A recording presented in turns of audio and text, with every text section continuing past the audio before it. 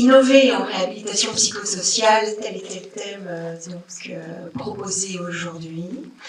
Thème qui nous a amené à réfléchir à l'innovation. Bon. Innover en réhabilitation psychosociale, c'est remettre en question sa pratique en fonction des attentes des patients, des nouvelles populations accueillies et des dernières avancées en termes de prise en charge. Ce qui veut dire adapter sa prise en charge au profil des patients, adapter sa prise en charge avec de nouveaux outils et les dernières évolutions, qu'elles soient technologiques ou médicales. Ces dernières années, les prises en charge ont été particulièrement mises à mal, non seulement par la pandémie de Covid, mais aussi par l'hémorragie personnelle. Les régulières réunions que nous avons pu faire avec les différents centres de proximité ont confirmé, tous les établissements ont été touchés, nous avec.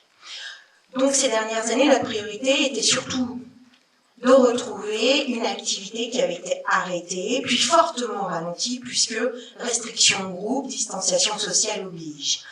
Notre but était de maintenir une prise en charge de qualité. L'innovation n'était donc pas vraiment dans nos préoccupations.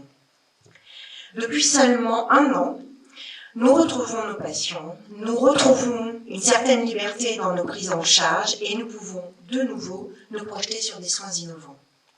Aussi, lorsqu'en mars 2022, Morane Tricard, qui était étudiante en socio-esthétique, a sollicité l'établissement pour que nous soyons son terrain de stage, on n'a pas du tout hésité, tant nous étions absolument convaincus du bénéfice patient, une corde supplémentaire à notre arc de prise en charge. Car effectivement, dans notre hôpital de jour axé sur la réhabilitation psychosociale, nous recevons des patients qui, entre autres pathologies, souffrent de problèmes de stress, d'anxiété, souffrent de dysmorphophobie, de phobie sociale. Des patients qui ont perdu toute estime d'eux-mêmes au regard des épreuves qu'ils ont traversées. Des patients parfois incuriques où se laver, être propre est une épreuve en soi. En ce sens, faire bénéficier nos patients de ce nouveau type de soins était à nos yeux innovant et le retour extrêmement positif des patients nous le confirme chaque semaine puisque Morane, après avoir été notre étudiante, fait partie intégrante de l'équipe au niveau de la réhab.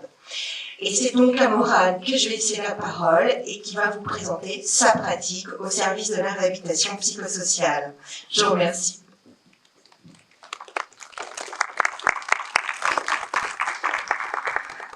Bonjour à tous. Alors, moi je vais vous présenter donc le métier de socio-esthéticienne. Ce métier existe depuis plus de 60 ans. Il a commencé dans le début des années du XXe siècle par des teints correcteurs par rapport à des modifications de couleur de la peau, enfin voilà, c'était très superficiel au départ. Et dans les années 60, a commencé en fait dans les services hospitaliers, que ça soit aux États-Unis, en Angleterre ou en France, notamment à Lyon et à Tours, dans les milieux psychiatriques et en milieu carcéral, les interventions de d'esthéticiennes. Dispensées dans ces services-là. Et dans les années 70, il a été créé des écoles, notamment le CODES à Tours, là où j'ai fait ma formation, qui du coup forment des professionnels à ce magnifique métier. Dans les années 2000, la reconnaissance de la socio-esthétique s'accélère, avec notamment en 2003, dans le premier plan cancer, la prise l'écriture dans les soins de support de la socio-esthétique. Donc, les indispensables pour exercer le métier de socio-esthéticienne, c'est d'abord avoir un CAP esthétique. Très important parce que l'esthétique étant une profession réglementée depuis le 2017, c'est assez récent, dans un décret qui met en avant une liste de métiers ou un diplôme indispensable, notamment un CAP, pour exercer ce métier. Et puis vous avez le titre RNCP, reconnu donc RNCP, de socio-esthétique qui est dispensé dans 3-4 écoles en France. Donc c'est un métier en pleine expansion qui est encore très peu reconnu. Et il existe des instances nationales qui essayent de travailler pour la reconnaissance de ce métier, pour le remboursement par les mutuelles et pour diverses missions. Contrairement aux idées reçues, ce métier n'est pas une spécialisation de l'esthétique. Au début, oui, c'était beaucoup des esthéticiennes qui voulaient donner une autre dimension à leur travail, ou en tout cas appuyer sur le côté social de ce métier dans des structures.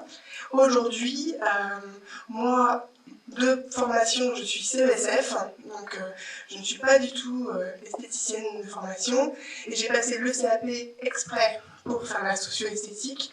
Et dans ma promotion, il y avait des infirmières, des aides-soignantes et même des personnes qui venaient d'autres secteurs. Voilà.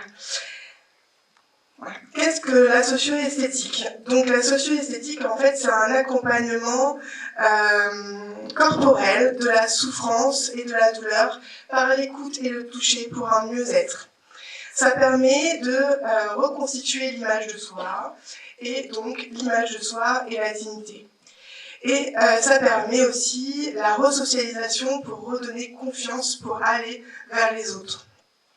On retrouve la socio-esthétique auprès des personnes âgées, dans les EHPAD, dans les maisons de seniors. On peut également aussi intervenir dans le champ du handicap, dans les IME, ESAT, foyers de vie, MAS, dans les associations accueillant un public en précarité, SDF, migrants, femmes victimes de violences, en milieu médical, en oncologie, en gériatrie, et dans le secteur de la santé mentale, et donc plus précisément aujourd'hui mon propos en réhabilitation psychosociale.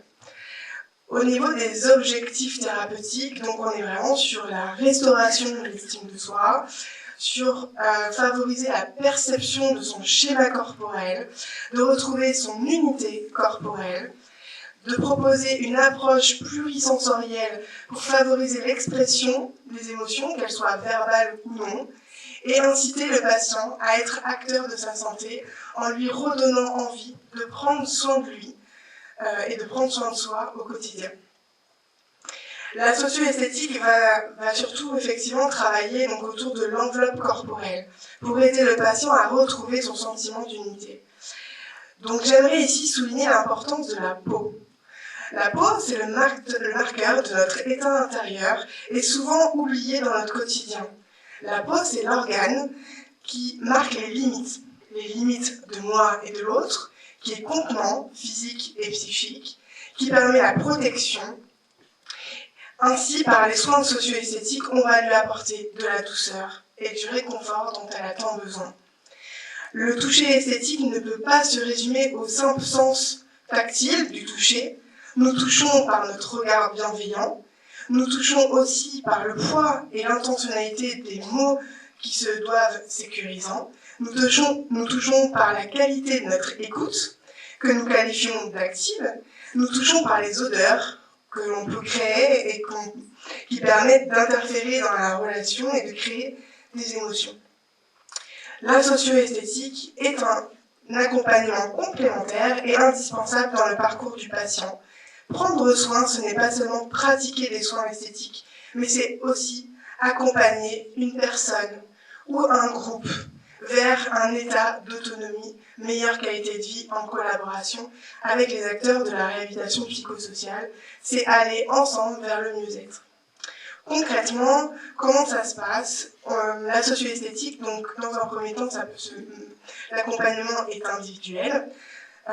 Donc c'est l'accueil du patient, j'évalue les besoins qu'il exprime ou implicites. Je détermine avec le patient ce qu'il a envie de faire aujourd'hui et également en lien aussi avec le projet thérapeutique qui est établi avec l'équipe pluridisciplinaire. Je réalise le soin. Donc le soin, ça peut être un soin des mains. Le soin des mains, c'est la première approche du toucher pour les personnes. On est dans un soin qui est le moins intrusif et quand on prend en main quelqu'un, on prend en main la personne. On a également le soin des pieds, qui est le soin le moins plébiscité parmi les soins proposés, mais quand le patient se laisse tenter, souvent, il est souvent satisfait, et les pieds qui soutiennent le corps le remercient. Et le soin visage. Le soin visage, c'est celui qui permet de prendre soin de la peau, qui est souvent fatiguée par la maladie, qui est aussi abîmée et touchée par la consommation de toxiques. C'est la partie du corps qui est exposée aussi au regard d'autrui. Il est siège de notre identité, et c'est celui sur lequel on peut lire l'amour, le rejet. Le visage est l'élément premier dans l'appréciation de la beauté et de la laideur, dans l'attirance ou dans l'aversion. Le visage joue un rôle important dans l'image que la personne a d'elle-même. On a également des massages du corps et du dos, des jambes, des mains, de la tête. Les massages induisent un état de détente, une prise de conscience de son corps et la restauration de l'enveloppe, en même temps qui permet au receveur d'exister. Important pour les soins individuels, c'est moi qui réalise le soin. Le maquillage, lui, va permettre de sublimer la peau, il va permettre d'aider la personne à être soi-même, sans crainte du regard des autres. Il donne à la personne plus d'assurance, plus de confiance. Une mauvaise image de soi perturbe l'estime de soi, pourtant nécessaire à la qualité de vie et au mieux-être. Donc la socio-esthétique, c'est aussi l'utilisation d'autres outils, l'aromathérapie, le conseil en images, la réflexologie, qu'elle soit plantaire ou palmaire, et la lithothérapie. Je clôture la séance par un recueil du ressenti de la personne, et en individuel, on crée une bulle de détente avec de la musique, le confort de la table de massage si la personne peut être sur une table de massage, la diffusion d'huile essentielle si la personne est d'accord. Du coup, on la met vraiment dans un espace cocooning. En collectif, il s'agit du coup de permettre de redonner envie aux personnes de prendre soin d'elles ou de lui. En collectif, c'est le patient qui, accompagné de la socio-esthéticienne, réalise les gestes. Dans une ambiance douce, il s'agit de redonner la confiance dans la capacité du patient, de le rendre acteur de cette démarche et de lui redonner des clés, des conseils et des gestes pour le rassurer. On a différents thèmes, le soin des mains, visage, les pieds, la création de cosmétiques, l'automassage et les conseils en colorimétrie. Moment de partage et de convivialité permet de se réapproprier donc effectivement les gestes et les conseils et astuces pour refaire à la maison. Effectivement, c'est le programme du collectif.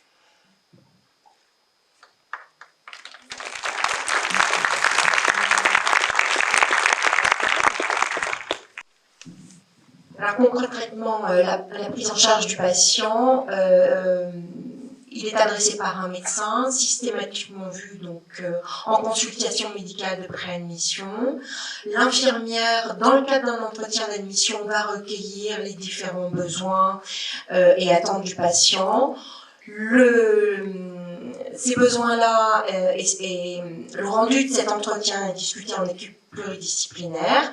Une séance d'essai va être proposée avec la socio-esthéticienne et des entretiens individuels la périodicité régulière vont permettre d'évaluer les bénéfices, les bienfaits, la poursuite des soins en socio-esthétique ou la poursuite sur d'autres activités sociothérapeutiques.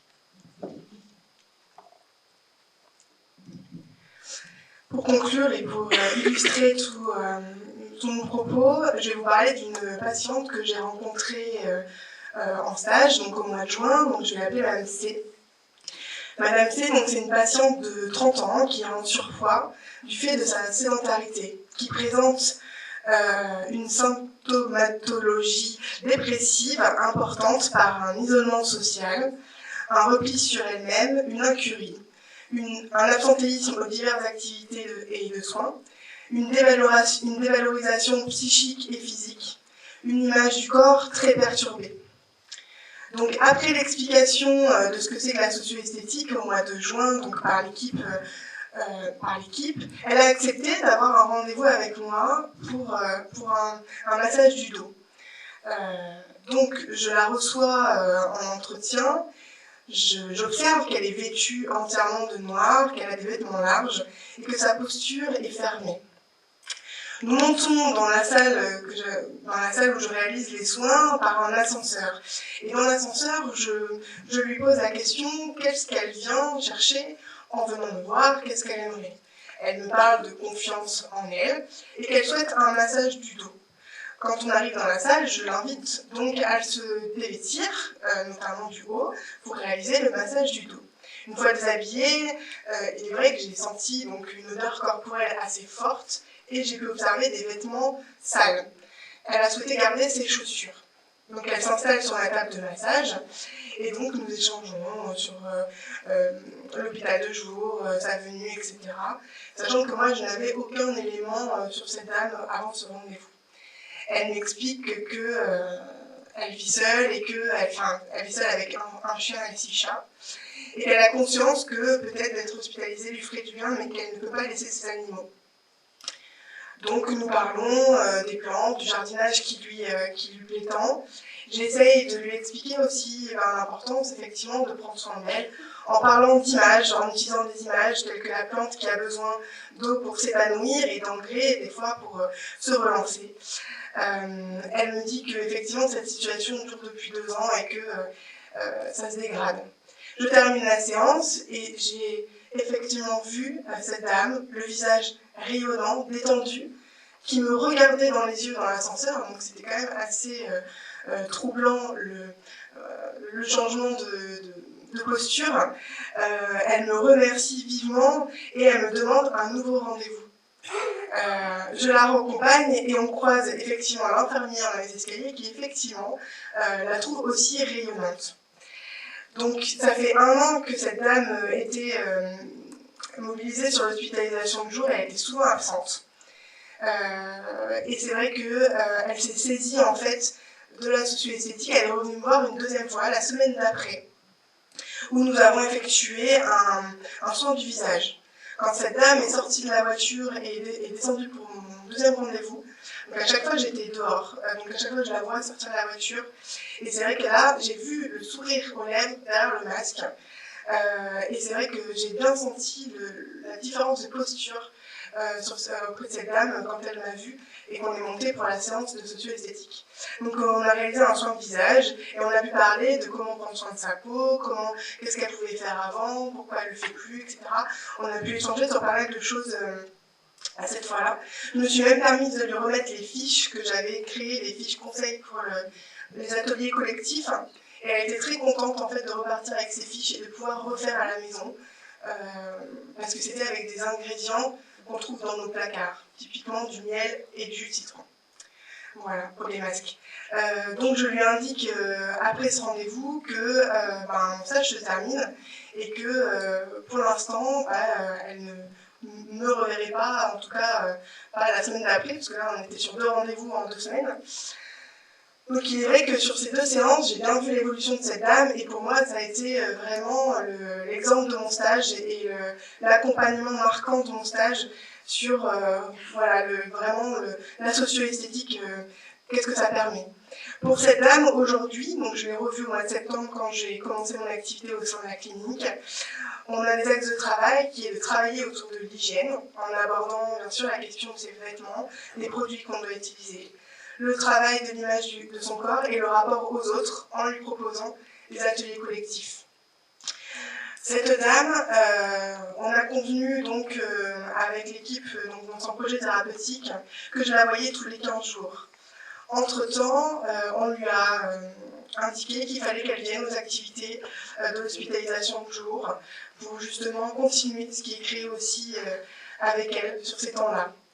Elle est OK, pour l'instant, a priori, ça se passe plutôt bien.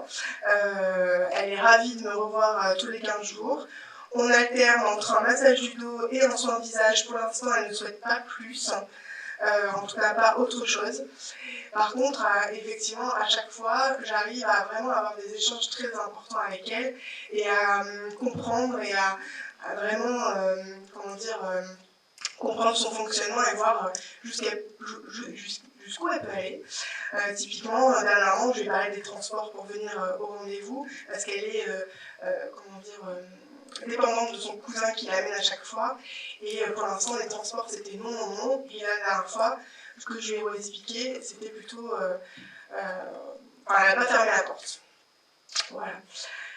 Donc voilà pour l'exemple. Donc c'est vrai que là, le psychiatre, d'ailleurs, est satisfait que cette dame se soit saisie de la socio-esthétique en soutien au travail donc, de réhabilitation psychosociale qui est fait par l'équipe.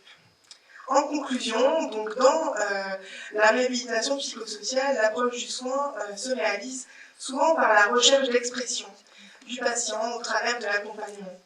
La prise en compte de la dimension corporelle et le travail sur l'image de soi contribuent et complètent ces soins en permettant de libérer cette parole par le lâcher-prise, la détente. Valoriser l'image de soi, accompagner le malade à se réconcilier avec son corps, lui proposer des temps de détente par le toucher-massage, participe à la démarche de la réhabilitation psychosociale. Merci pour votre attention.